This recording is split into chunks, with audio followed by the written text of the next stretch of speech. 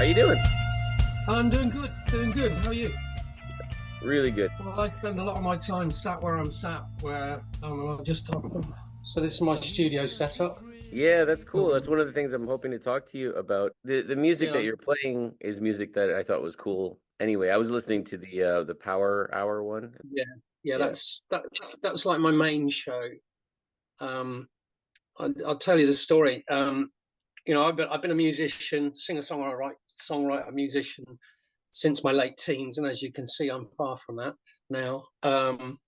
I started out, I think it was about 17, 18. I started out, so 40 years. The Dead Making music. Legionnaires was the name of the band. Oh, you check them out? Yeah, my first band, Dead Legionnaires. Yeah. That was very tongue in cheek those days, but we had a lot of fun, and probably too many stories to share that won't get you banned from YouTube. But,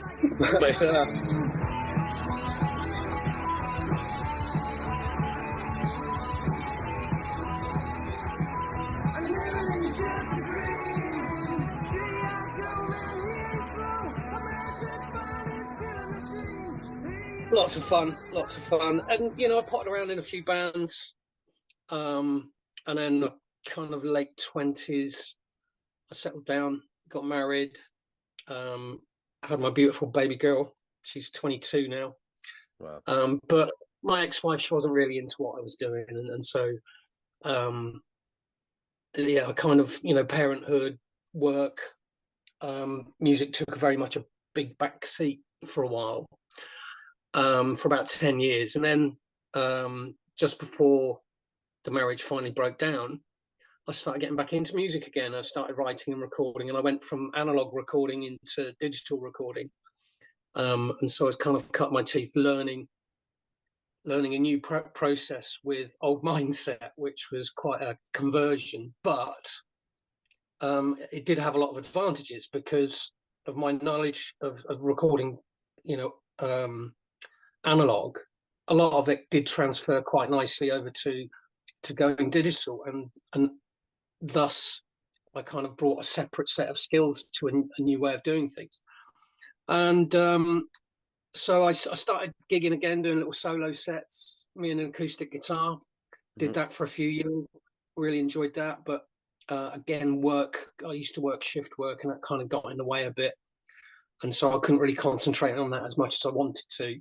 And then with the digital age, started finding, other musicians on the download and streaming sites. And then I found out it was quite cheap and really cost effective to, self-release. And so I found this distribution company in America, DistroKid. The services they provided me have been really, really good. I mean, I'm not making a huge amount of money, but, a few quid here and there, doesn't go amiss. So it pays for itself. And so I started releasing my music properly back in about 2020, 2019, 2020. I re-recorded an awful lot of my old material from the demo tapes I did back in the late 80s, early 90s. Mm-hmm. So I had quite a big catalogue, and so I slowly released 8 different albums over a 5-year period. I saw that you had put out 9 albums. I just didn't realize that they were over. Because I imagined that was including, the younger days with demos and things like we used to do. Well, the songs, some of the songs, are 30, 40 years old. But I've obviously re-recorded them recently, and put a lot of the stuff I used to record analog was mono. Mm-hmm. Because trying to do it stereo was just it would degrade the quality of it, because you have to keep bouncing from tape, recording over on tapes and stuff. Absolutely. And so, then I get this program that has as many tracks as you need or want. Right. And so you could then do lots of nice stereo effects and, adding, different layers, and sort of go a bit deeper into the composition of a track. Yeah, you're mixing. I mean, I was listening to some of that stuff. A couple of them stuck in my head. There's a summer song, because you have a summer song and then you have a summer song version 2. Feel the cold on my skin. Feel emotion within.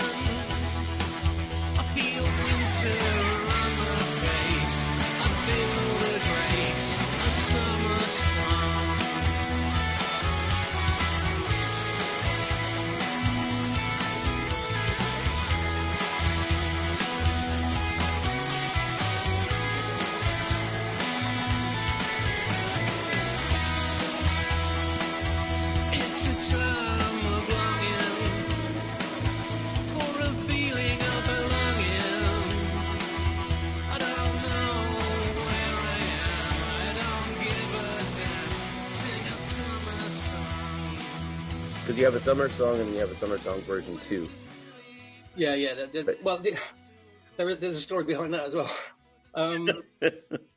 A girl gave me some lyrics which I had to rework to make it scan and get some nice rhyming couplets in there. right. And I wrote it like a chilled out kind of 2 a.m. end of party song. You're sitting on a beach, you're looking out at the stars and the shooting stars and listening to the waves break on the shore, that kind of stuff. Okay. And it came out, and I released it as a very stripped down, kind of almost acoustic tune.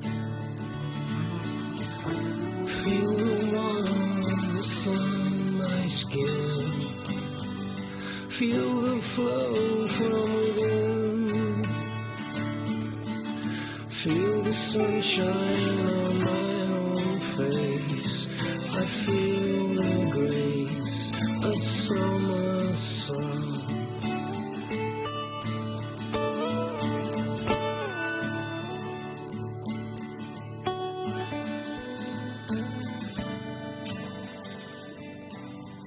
And a good friend of mine, Mark Summers, who I've done a lot of writing with and recording with over the years, he said, "No, mate, no, you don't want to do it like that. That's a party song." And so he went away and came back with pretty much the version you hear, and I just laid my vocals over the top of it. And I loved both versions, so I thought, sod it, I'll release both of them. Stick it as the first and last track of my last album. So yeah, that was good. That was a good fun song. That's interesting because I often hear about there's a lyricist. I mean, it's not always the Elton John, Bernie Taupin format, where they have the, it's like a formula kind of thing. I've often heard though of people who somebody that they know writes a poem and they don't know how to write music. So they give them the words and say, what can you do with this? But then to have that extra layer of somebody else taking it and sort of reworking it, that's pretty cool. Yeah, I mean, we've collaborated on, we've been collaborating pretty much since I started out. When I was in my first band, Dead Legionnaires, he was in a local, I'll put in inverted commas, rival band. Not that there was any real rivalry. It was just, we were on the same scene at the same time. We were in two different bands. And a couple of years after we'd split up from our respective bands, we bumped into each other in a pub, had a beer and said, "Oh, you're still writing?" Yeah. And he's very much more musical than I am, whereas I was more lyrical. And we probably worked on about 20 tracks, maybe more together over the years. So, I mean, he gets his royalties, but he doesn't want to be named. He says, no, it's your project. This is very much a you thing.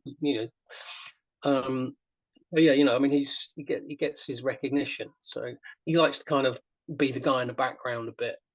Yeah. And, but yeah, and I mean, a lot of the stuff I've just done on my own, all self-produced, all self-mixed and engineered.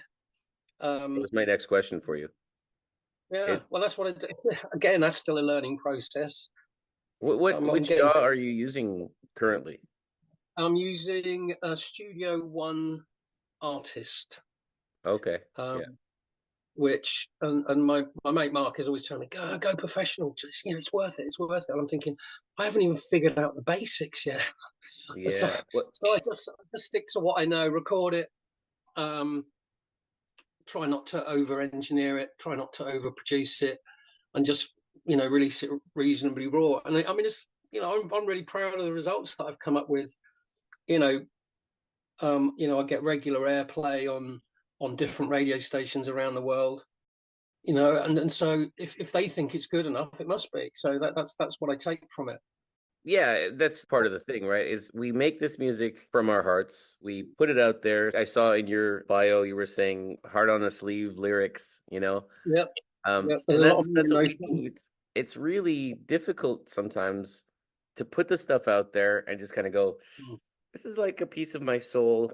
Be nice. Yeah, well, I come back to kind of the story how I ended up on getting a radio show.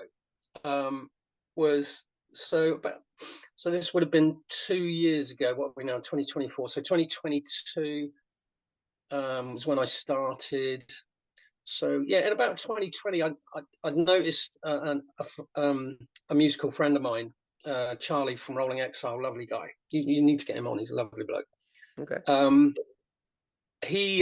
I noticed that he was posting on his social media that he was getting airplay here and airplay there. So I quickly messaged him. I said, "Man, how are you getting your music, played so much in so many places?" And he said, "Well, I just sent it to him," and it hadn't occurred to me. I thought, "What? You just sent it to them and they started playing it?" And he goes, "Yeah." Yeah. So I did a load of research, and I found out a list of radio stations that would play unsigned, under the radar artists. And I thought, well, I'll just send it out there and see what happens, see what flies. And never having had the validation that the airplay brought me filled me with so much pride. I'd been making music for like 30 odd years and never seemed to receive any kind of independent validation that it was any good. You play it to your mates and go, "Yeah, Jake, that's fine. Yeah, that's good. Yeah." And that's been the last you hear of it. For me, I've played in a lot of cover bands, but also I've played my own stuff that I wrote myself, and that feels great. I mean, the best was probably here in China when people would learn our songs to the point that they would sing along with the songs. Wow. And that feels amazing. Yeah. But it's still, I think there's still an element of what you just said. It's kind of your friends who are coming up because they're supporting the band, and it's a fun time. Yeah, I mean, I was, it's like, your mum telling you you're handsome. When you make something that's really good. So I sent it out to a few radio stations, and back in 2020 with the height of COVID. And unfortunately, those days brought me into a pretty dark place, and I was off work for a while. I was, sitting there wallowing in my own self-pity. And then all of a sudden I get this email through from Radio Wigwam saying, "You've been nominated as Best Male Artist for 2020. Wow. I'm going, my jaw literally hit the desk. Bang. Yeah. What? Never had any kind of validation like that ever before. Yeah. And just really the nomination to be picked out. And now I'm kind of on the inside of Wigwam. Right. I realise how many artists submit their music, and we're talking, thousands over a year. And to be singled out in the top 10 of those was such a huge honour, and made me feel so, so proud. I didn't win. That didn't matter. Just purely having the nomination meant the world to me. So one of the shows on the station is that they pick an artist and ask them to put a radio show together, which they call it a takeover show. And it gives the artists an opportunity to play their favourite music and maybe to say why and play some of their influences and stuff like that. So it can be quite an interesting show. The way that you and I came into contact was through Grimrock. Yeah, good old Grim. He's a good lad. Oh yeah. I interviewed him a couple of weeks ago. He had posted in the favorite song. I have a thing on my Facebook group. Yeah. As you know, it's what's the best song you heard this week, and he posted one of your songs. Last week, I spent part of my weekend listening to his radio takeover. Okay. He did a takeover as well. I just love this idea because it's kind of like a one shot or a every once in a while shot of what the music they like and what inspires them as writers and stuff. So is that what happened with you? You did a takeover? Yeah, I did a takeover for him. And I was, I mean, it's online. You can hear it, and you can hear from my very first show to what I'm like now. They're completely different.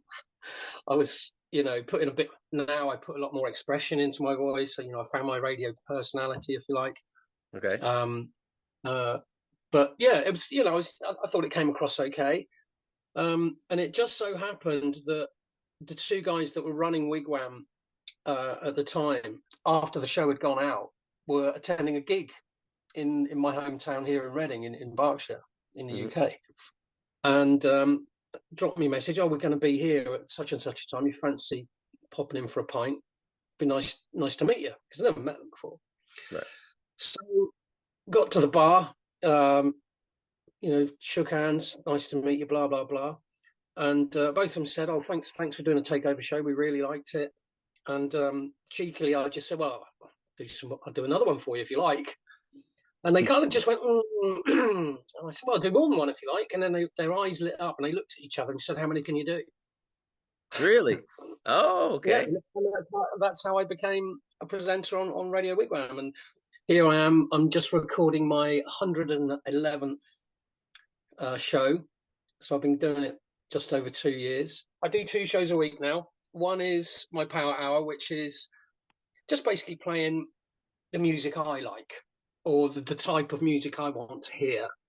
And it does vary, but it's very much guitar based, indie rock, UK, US stuff, from sort of like mainly from the 80s and 90s. I do dip into the noughties a bit. I've got a little 70s throwback where I would pick out a rock track from the 70s. And so for this week's show, I've got an Elton John track. Nice. And so, yeah, I do that. And I also have got another feature where I used to play a punk double shot, where I play a couple of tracks at the end of the show that were from like 70s and 80s punk. But I found that, the quality dries up pretty quick. So, and it just seems like I'm just playing the same bands. I'm playing, I'm running out of tunes to play. So I then thought, why don't I just have an unsigned indie double shot?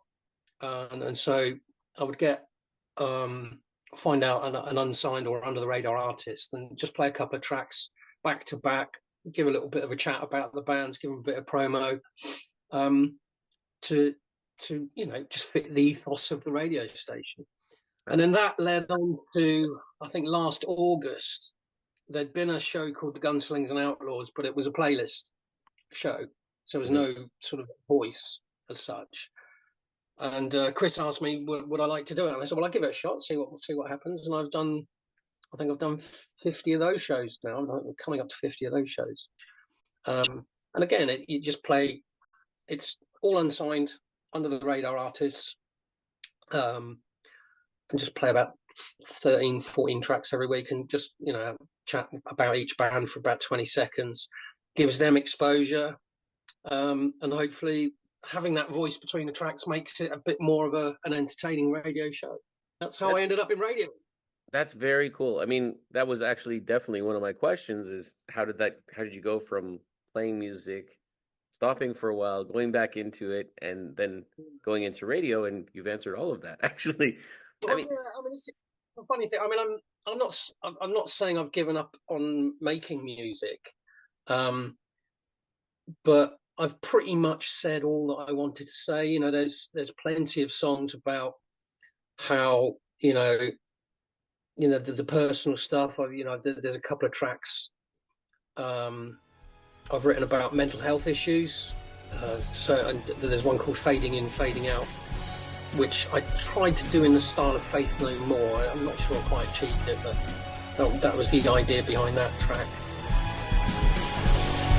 Sharing yourself inside out, your head overflowing with self-doubt.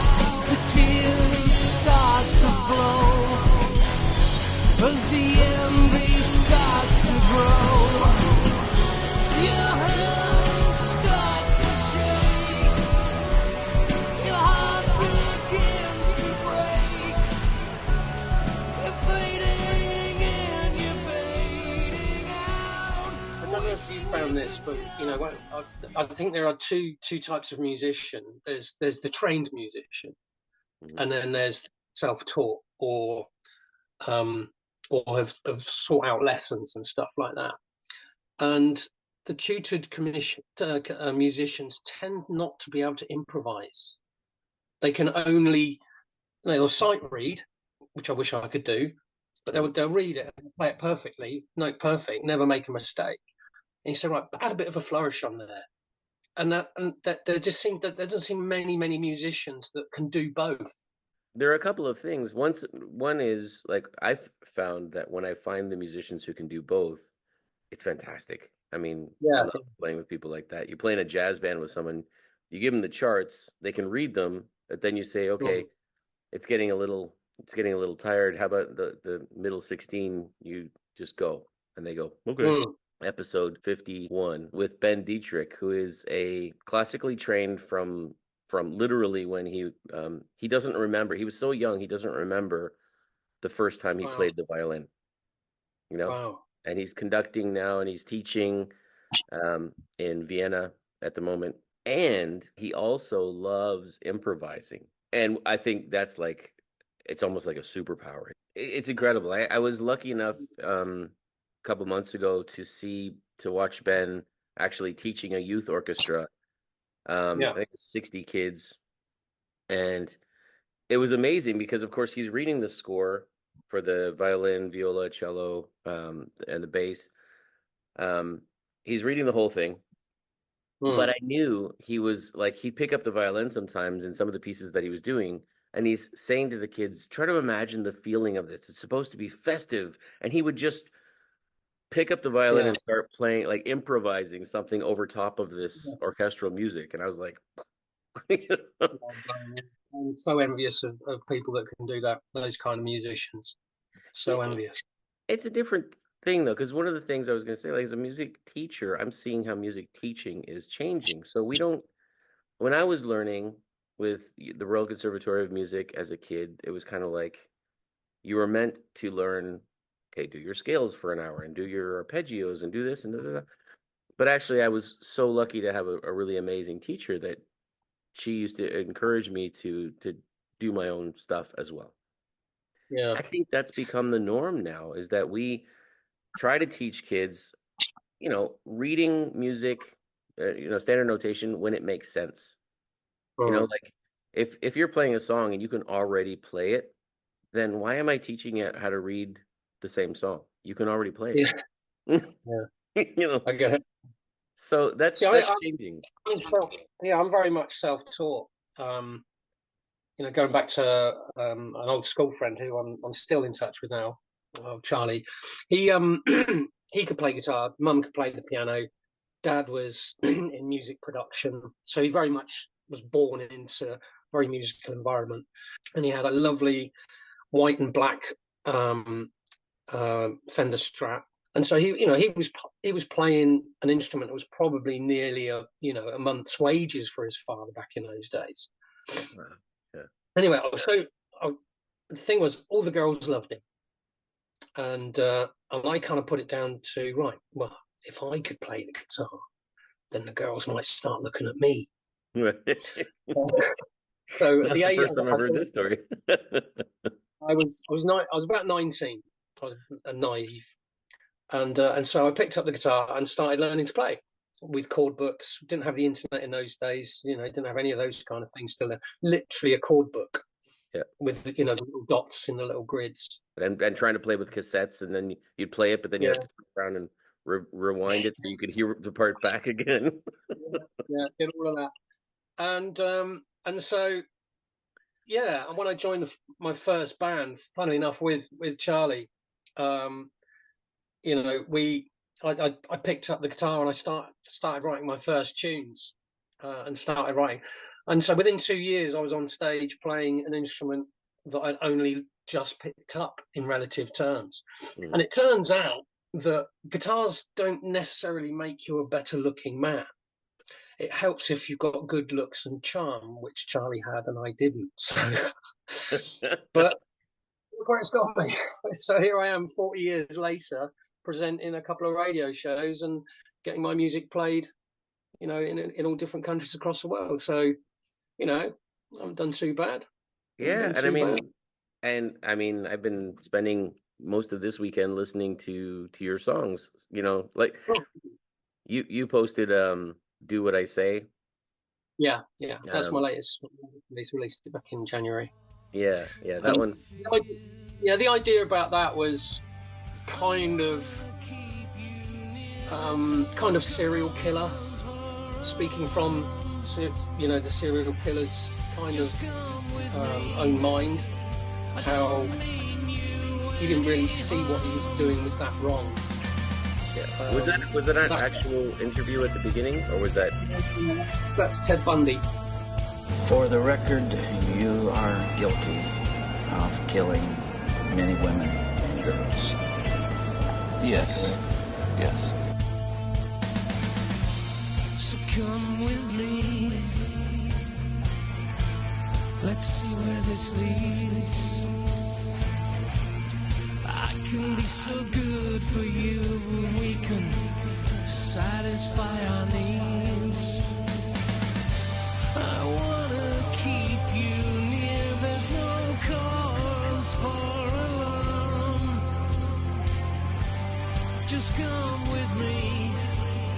I don't mean you any harm.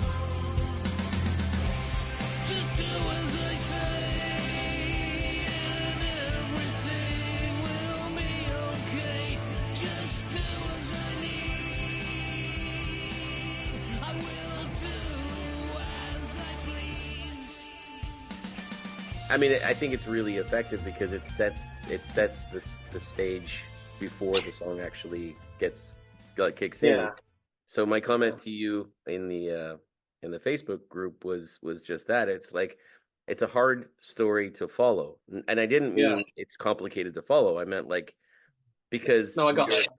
You're like inside a serial killer's head looking out. It's so well done because I really felt uncomfortable. Yeah, that's the idea of it. It is meant to sound uncomfortable. You know, I mean, I don't, you know, I've written love songs and breakup songs, and not many happy ones, but there are one or two in there. But a lot of the songs are self-reflective. So on my first album, 51, I wrote a track called "I've Spent Far Too Long," and that's all about how, you know, you spend far too long doing yourself down and beating yourself up over, which was quite a cathartic song to not only write but actually play. I've spent far too long going over what's come and gone. I've lived that life before. Why do I live it even more? I've spent far too long thinking of where I went wrong. I mentioned fading in, fading out, which is on like a similar vein. I've written songs about not breakups of relationships, but breakups of friendships. Right. So there was a track I wrote called "I Don't Think I Know You Anymore," and it's kind of basically it was kind of three. It was not aimed at anybody, but it was inspired by three people. One who I think, and I still believe, really badly let me down in an hour of need. Another guy who had he started off as a really good mate, but then he got into drugs badly, and I just didn't have anything in common with him. I mean, I was never a drug user. And then there was another part of it was about, you know, meeting up with an old school friend or an old friend from your youth, and you bump into him a few years later and you realise we've got nothing in common. How will we ever friends? I don't know if you've ever...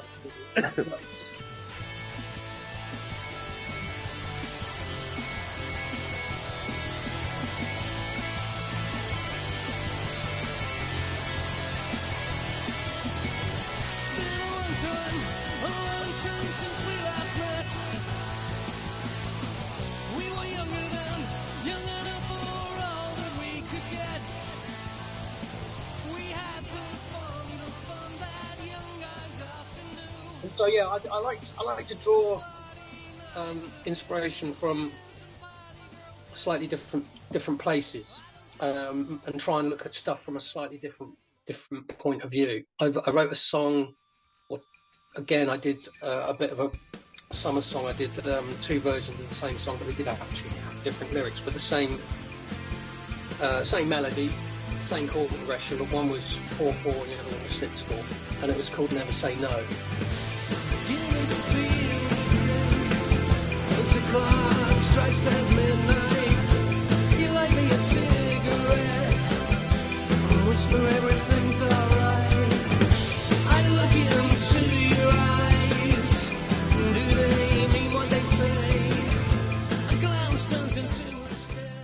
in my mid-20s, I used to spend an awful lot of time, weekends in nightclubs, getting drunk, chasing ladies, waking up in a strange bed the following morning, never wishing to see this person again. And I thought, you know, and it struck me to a point, why am I doing this? Why am I doing it to them? Why am I doing it to me? This is not a healthy lifestyle. And so I wrote those songs and kind of backed away from that lifestyle.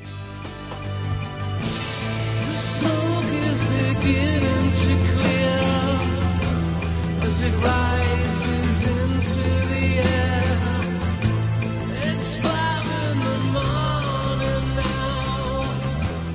You lie back without a care. So, I wanted to take it from the covers that you have done. Well, before I got into music, I was very much into art.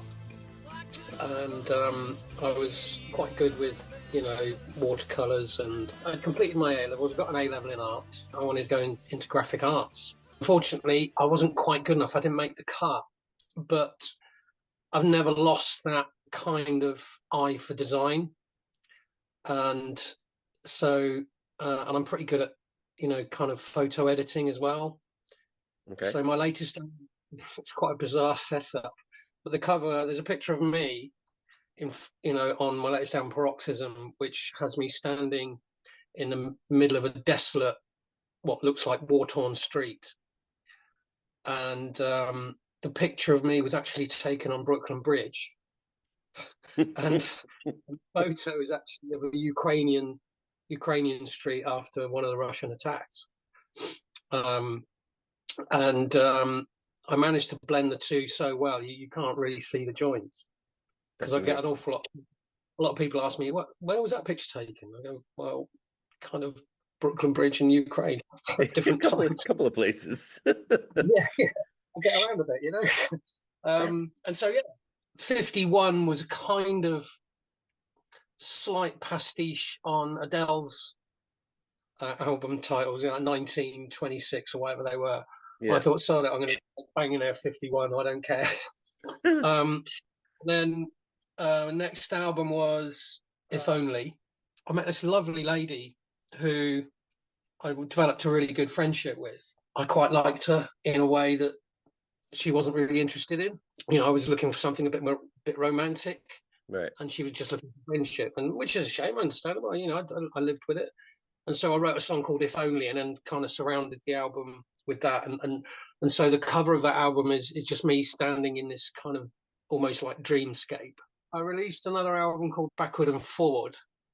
And literally the album is in two halves. The first half is songs that I wrote way back in like late 80s, early 90s, re-recorded with 6 new songs, backwards and forwards. And the cover of that is a composite shot of me and my younger self. Around about the time the album came out, there was an awful lot of stuff going on social media where some Photoshop artist has got 2 pictures of celebrities when they were young and what they look like now. So I thought I'd do the same thing. I just nicked the idea. And then I did another album of re-recording old demos, and I just called that Never Say No. And it was kind of like my favourite songs that I'd written way back when. So all of the songs were written sort of like 30 plus years ago, but re-recorded and reproduced and stuff.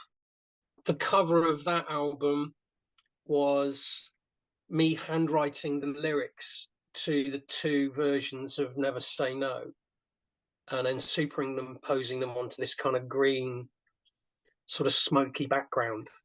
And so it's quite subtle. Then I did, which I believe is some of my best work, which was during COVID, an album called Love, Death and Alcohol. And so 1, 2, or 3 of those elements might appear in the lyrics of every single one of the songs on the album. Okay.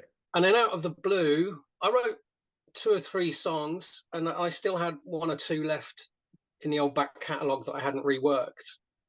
And it turned out enough for another album, which was my last album, Paroxysm.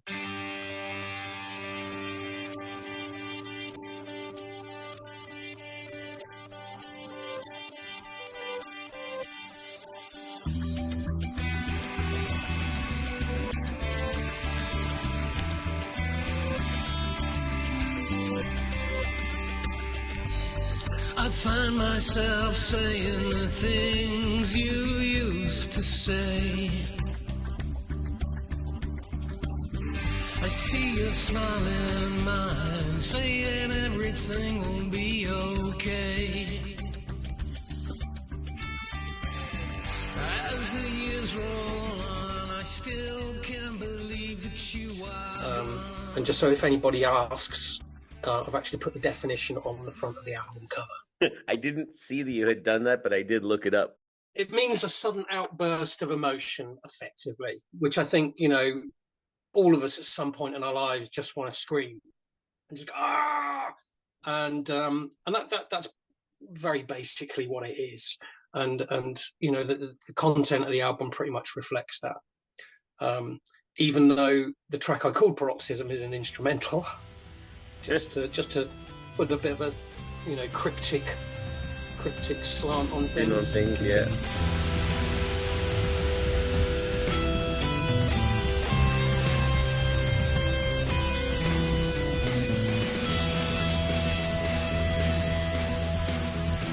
Also, I mean, the way you just described it is different than what I understood just from reading. Like, I literally just Googled the word. I didn't know what it was, but because it seemed to be about anger, whereas what you're talking about now is not necessarily anger. It could be frustration. It could be, I mean, a sudden. All of those things. Yeah, like it's just an outburst of emotion. It's right. when you know, whether that be exasperation, whether it be anger, whether it be grief, whether it be whatever, you know, it's just, I just thought, I thought about a word and I thought, no, I don't want to call it that. So I Googled like a synonym. Okay. And paroxysm came up and I'd never heard the word before. I didn't have a clue. And I just thought, I like that. I like that word. I'm going to call my album that. That's kind of the magic of art in general, like what you're talking about with the visual art side and the music. The one thing that always puzzles me is why, you know, I hear about bands going into the studio for like 6 months. You know, they've got all the songs written. It takes them 6 months to record it, and I've never figured that out. You know, I'm not saying I'm prolific, but you know, I could put a track together in a day easily, mix it, and you know, perform it. Bear in mind, I'm doing all the instrumentation myself and doing all the mixing and mastering myself, and I kind of think, well, that sounds all right. It's getting played on radio stations. I think, well, it's got to meet a certain standard. Why do some music that take 6 months to, you know, to record an album and mix it and master it? Kind of puzzles me. It's one thing I've never figured out. When I think, you know, if I had 12 songs, I would have an album in 2 to 3 weeks. Right. I think there's different approaches to things. I mean, I recently interviewed a guy who goes by Muse for Now, Stan Stewart. And Stan, he composes songs. He writes songs. He composes pieces like instrumentals, and he also does a lot of improvisational stuff. Yeah. And so he could go into a room and he sat down on a piano and he played these pieces. He just played them. Whatever came out, he played it. And the intention was that he was like getting down ideas that he would go back and he'd rework them and he'd add stuff to them and whatever. But then when he listened to them, he thought, I like it as is. And he just put it out, you know.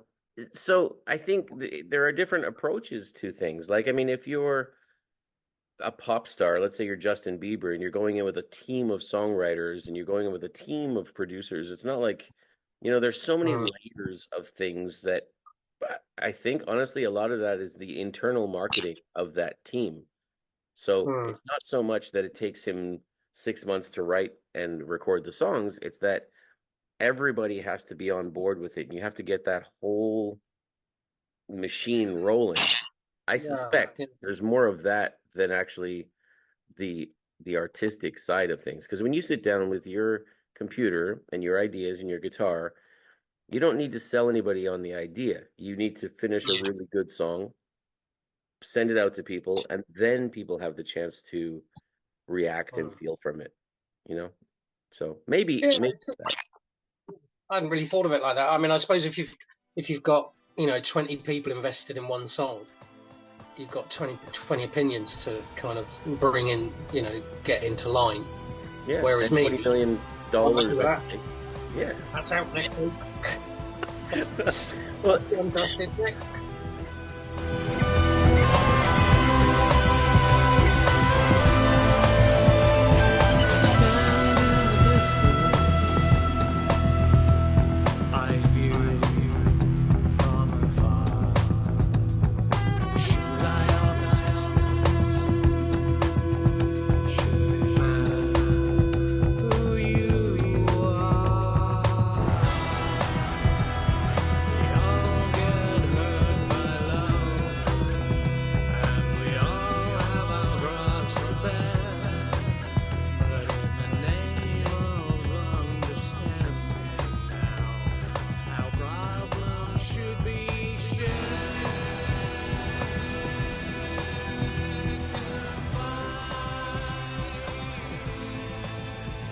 actually, we should talk about this too. Like, you've covered Kylie Minogue, you've covered Gordon Lightfoot, you've covered the Sex Pistols. Yep. And each one of them, as broad a range as that is, like, you know, they are really good covers. Like the Wichita Lineman, you even got in the Carol Kay intro, do do do do do. You know, that was again, that was during COVID, and I was using the time to learn how to use my DAW, and I thought, let's see what this little baby can do. And so it took quite a long time, and it was me saying I can knock out a tune pretty quickly. I mean, I did spend quite a bit of time on it, and I was note matching it, but it was just one of those songs. Everybody's got a song they really like that's completely different from everything else that they listen to usually or do.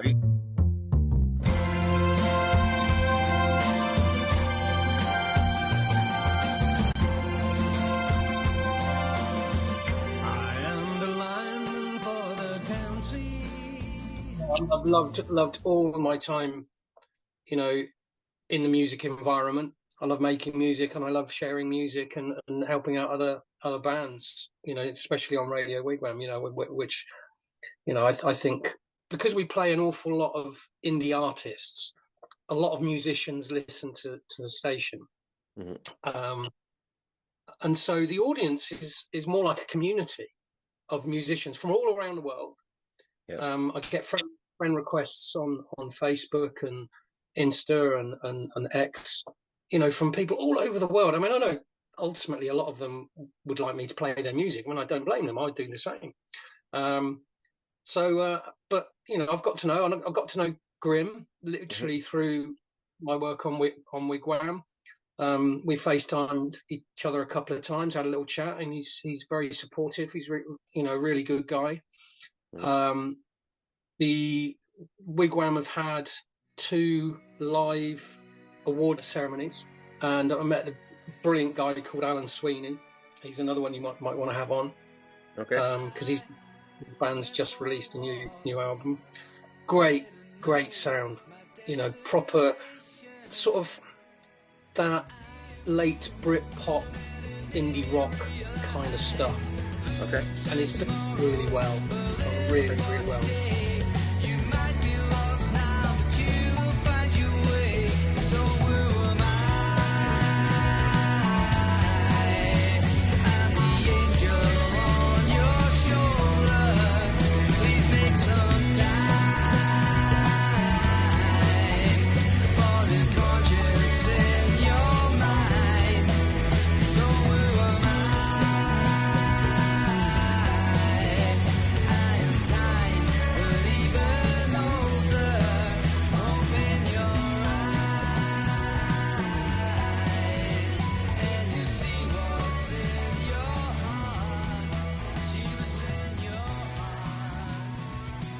I love this community aspect that you're talking about. I mean, the way that you and I met was through the Our Mind on Music Facebook page, through Grim, which I met Grim through Stage Dive, which I'm not sure if you've been listening or looking into Stage Dive streaming platform.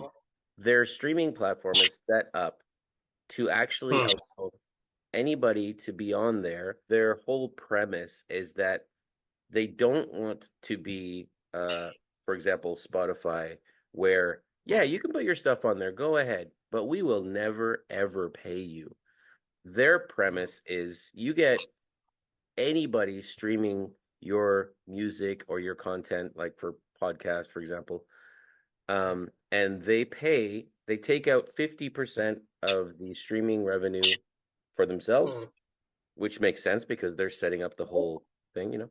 The other 50% is divided across the content creators on, they do a calculation of how many people have streamed your music as opposed to my podcast and how many people have spent time listening and da-da-da-da. They do a calculation and people get paid. And for someone like myself who loves this community aspect of things, what happens is I can listen to, that's how I found Grim, because I was on there putting some stuff on and I saw his, you know, his visuals, the he's got some marketing. Yeah, so I saw that and I thought, oh, that's interesting. I should listen to that. I did. I liked it. We started chatting, and then months later, he actually contacted me and said, listen, I was talking to John Bruce from Stage Dive, and he asked me if I had been on your podcast yet. Couldn't remember. Have we done that? Putting your foot in the door, yeah.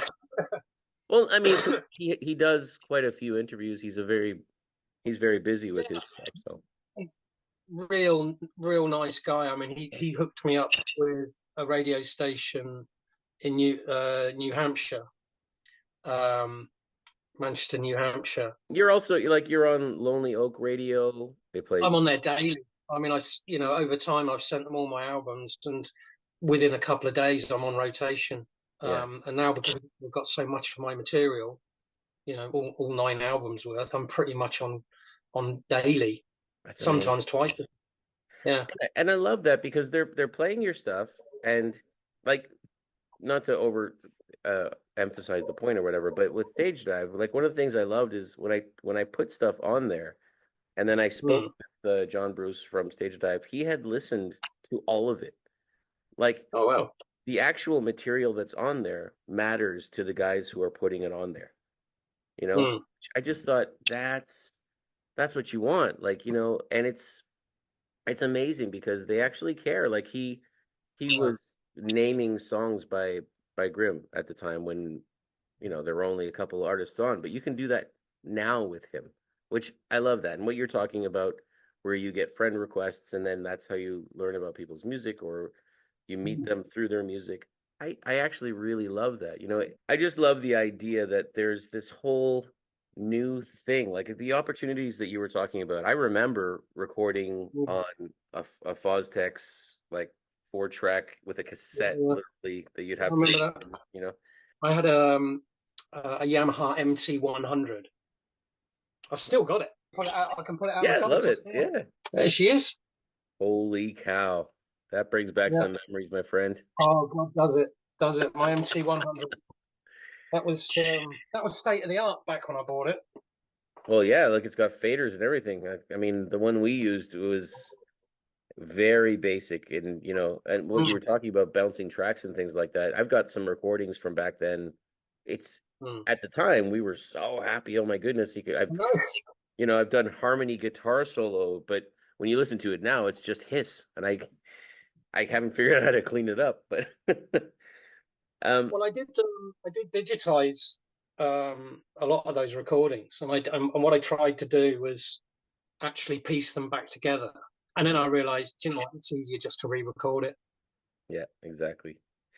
One thing I love to do in these discussions is to ask people, is there a question that you wish I had asked you, or something we had talked about that we haven't talked about? No, I think it's pretty much covered it. You know, I've spoken about my radio work and how proud I am of that. I'm very proud of what I've achieved in music.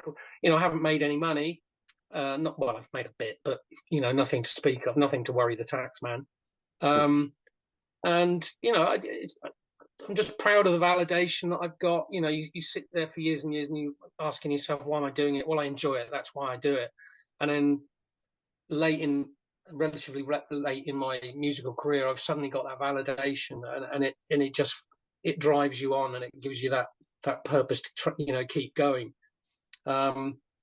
I don't think there's much else really to cover. I've done pretty much all the kind of things that most other musicians have done over the years. One of the things we haven't mentioned was the ISSA, the International Singer Songwriters Association, that you were nominated for Best Male Album this year. Yep. International, so that's sort of like non-American. So anywhere outside America, I'm in that category. And my radio show is up for an award as well. Best DJ. So fingers crossed. Yeah, that's fantastic. So, Jake, I want to say before we go off on a whole other tangent, because I am known to do that. It's been a pleasure talking to you. It's been a pleasure talking to you. So thank you for having me. Thank you. I've really enjoyed our conversation. I think it's interesting, something like this, we're talking about music, but one of the things that happens is you can't help, as a songwriter especially, you can't help but connect that to everything else in your life, because that's where all of that comes from typically, Yeah, I mean, we were talking about, what influences my songwriting is that I've deliberately not tried to pigeonhole myself. I do draw influences from other musicians, and one of my favorite songwriters at the moment is Kelly Jones from the Stereophonics. How he can tell a little story within a song. And so that's inspired me to write a few songs that do have a little story contained within. There was a Graffiti on a Train, which I think is just an amazing piece of music and lyrically really clever. Sat aside, he left his lover sleeping. Rain falls, he's drowning in his secret. Wet streets are quiet as a church hall. Last house where children kick the football. Crossroads, his heart is beating faster. Getting close to ask another question. Marry me, he wants to paint the words on. And that train, he's hiding with a spray can. Tonight is gonna ride when the pain is done and dried. Oh, come on.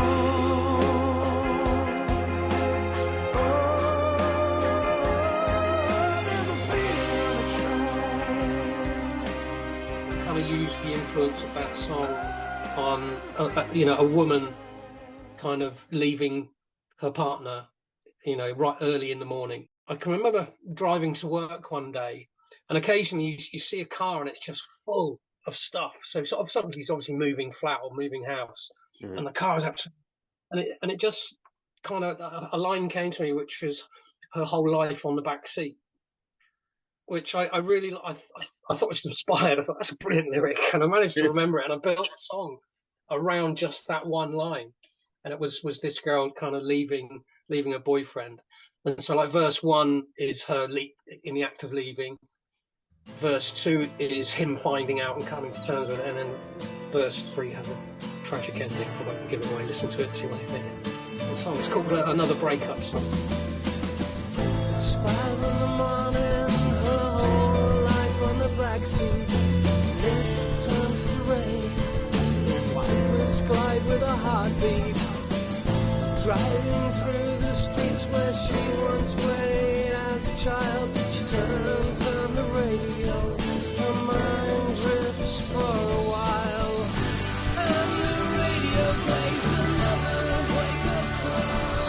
Another reminder of where it all went wrong.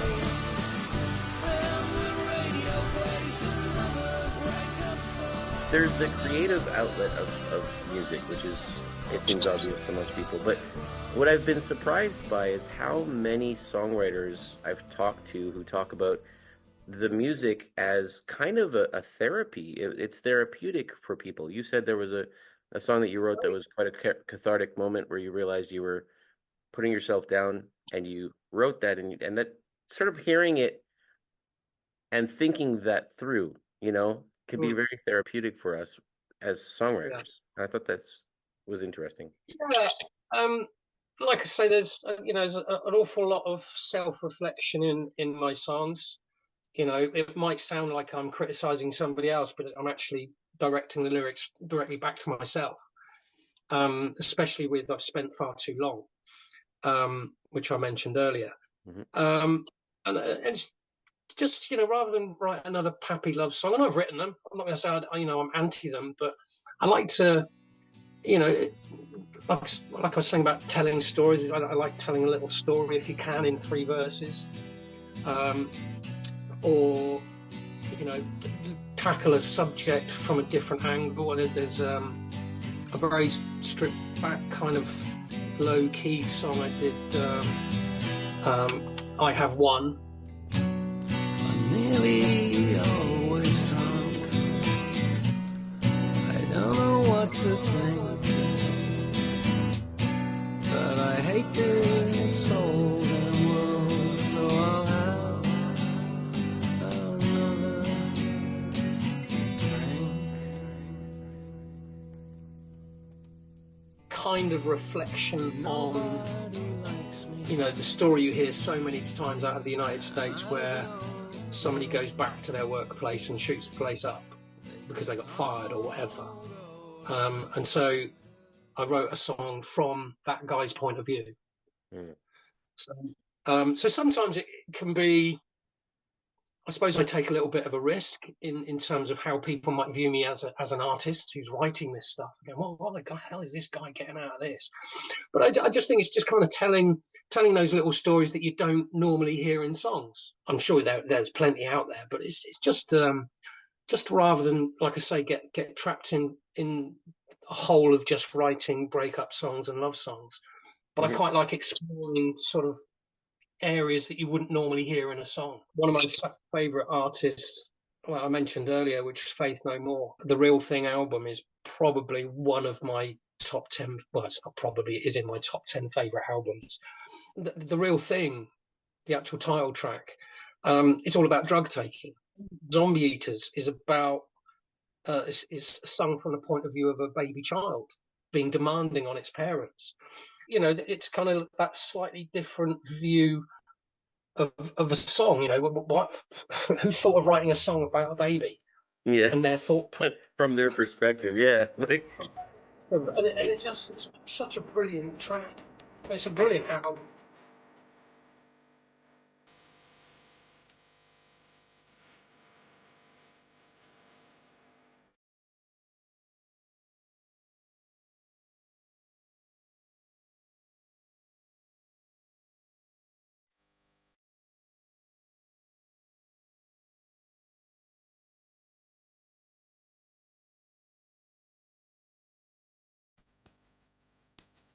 I know that when I put out this episode, the librarian here in our school is a huge fan of that group, and he's going to love that not only are you mentioning them, but of course, as you've mentioned them, I'm putting snippets of their songs in here, and he's just going to love this. So thank you. I know the feeling. It is the real thing. The essence of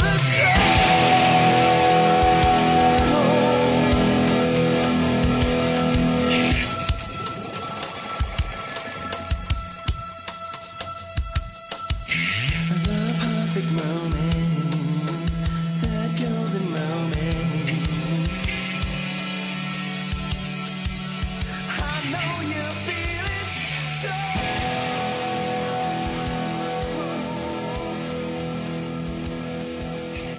Right. Well, Jake, I want to say thank you again so much for taking the time and for meeting me on such short notice. I really appreciate it. And it's been a real pleasure speaking to you. It's been nice to get to know you, Jeremy. Yeah, no, it's great. I love these conversations, and I would love to do a follow-up chat at some point. You're going to continue putting out music. You're going to continue working on the Radio Wigwam, and I would love to do a follow-up later to check in how things are going. Well, by all means, I'm more than happy to. Thank you. All right. Thank you very much. Yeah, likewise. I hope you enjoy the rest of your day. Love, peace, and keep rocking. All right. Don't forget to like and subscribe. Good night.